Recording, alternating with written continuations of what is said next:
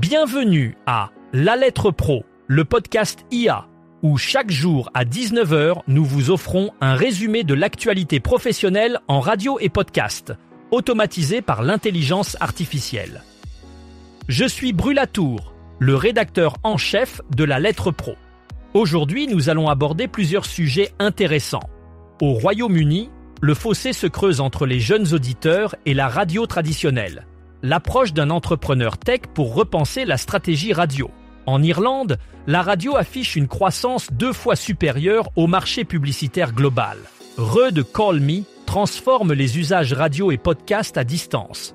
Enfin, comment CarPlay et Android Auto façonnent l'écoute en voiture aux États-Unis. Selon une analyse de Matt Deegan, la radio britannique connaît une baisse significative de l'écoute hebdomadaire chez les jeunes. Les données Rajar du deuxième trimestre 2025 révèlent que les 10 à 18 ans écoutent de moins en moins la radio, avec une chute du temps d'écoute moyen de 45% depuis 2005. Bien que 75% de cette tranche d'âge déclarent encore écouter la radio chaque semaine, leur temps d'écoute est passé de 14,7 heures en 2005 à seulement 8,1 heures aujourd'hui. Ce déclin n'est pas anodin, car les comportements médiatiques adoptés à l'adolescence tendent à se maintenir à l'âge adulte. La baisse est encore plus marquée chez les 15 à 24 ans, ce qui affecte les prévisions d'audience à moyen terme pour les radios généralistes et musicales ciblant ce public. Deegan souligne également la domination de YouTube, qui attire un enfant sur 5 dès l'allumage de la télévision, contribuant à l'érosion de l'écoute radio, même via les supports connectés. Malgré les efforts de marques comme BBC Radio 1, les résultats restent mitigés.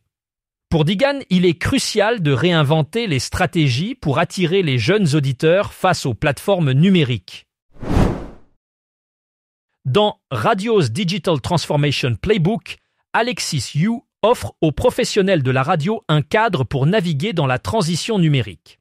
Publié en juillet 2025, l'ouvrage s'inspire de méthodes tech pour contrer l'abandon du linéaire au profit de l'audio à la demande.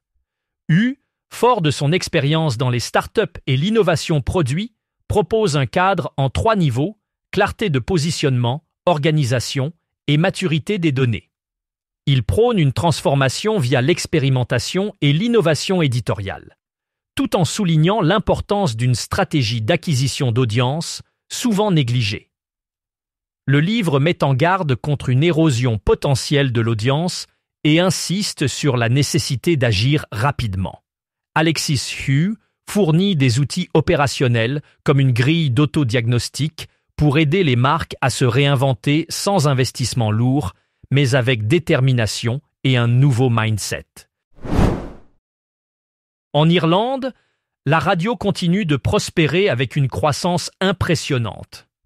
Au premier semestre 2025, le chiffre d'affaires de la radio irlandaise a atteint 79 400 000 €, marquant une augmentation de 2% par rapport à l'année précédente. Cette augmentation est principalement alimentée par une hausse des revenus publicitaires traditionnels, bien que le contenu de marque ait légèrement diminué.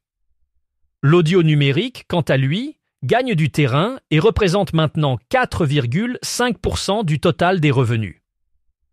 Cette dynamique de croissance est 2 fois supérieure à celle du marché publicitaire global, ce qui souligne la résilience et l'attrait de la radio en Irlande dans un paysage médiatique en constante évolution. Rud Call Me, une nouvelle fonctionnalité annoncée le 30 juillet 2025, transforme les consoles Rodecaster Pro 2 et Duo en véritables codecs IP audio. Intégrée via une mise à jour firmware gratuite, cette innovation a été développée en collaboration avec Vortex Communication. Elle permet une connexion distante en stéréo à très faible latence sans nécessité d'équipement additionnel ni de logiciel tiers. Cette avancée technologique promet de révolutionner les usages radio et podcast à distance en simplifiant les connexions et en améliorant la qualité sonore des transmissions. Les professionnels de l'audio peuvent désormais bénéficier d'une flexibilité accrue, facilitant ainsi la production de contenu à distance tout en maintenant une qualité professionnelle. Cela pourrait bien redéfinir les pratiques actuelles et ouvrir de nouvelles possibilités créatives pour les créateurs de contenu audio. Aux États-Unis, l'usage des systèmes Apple CarPlay et Android Auto continue de croître, avec 83% des conducteurs de véhicules équipés utilisant activement ces interfaces. D'après l'étude The Infinite Dial 2025 d'Edison Research, publiée le 30 juillet, ces technologies jouent désormais un rôle central dans les habitudes audio des conducteurs. CarPlay et Android Auto permettent aux utilisateurs d'accéder facilement à une variété de contenus audio, incluant la radio, les podcasts et les services de streaming musical directement depuis le tableau de bord de leur véhicule. Cette adoption massive transforme la manière dont les Américains consomment l'audio en voiture, renforçant l'importance de l'intégration des technologies numériques dans l'expérience de conduite. En conséquence, les diffuseurs et créateurs de contenu sont incités à adapter leurs offres pour capter l'attention des auditeurs sur la route. C'est tout pour l'épisode d'aujourd'hui. Pour en savoir plus sur ces sujets, rendez-vous sur notre site lalettre.pro et n'oubliez pas de vous abonner à notre newsletter quotidienne pour rester informé de toute l'actualité professionnelle en radio et podcast. Merci de votre écoute et à demain pour un nouveau résumé de l'actualité.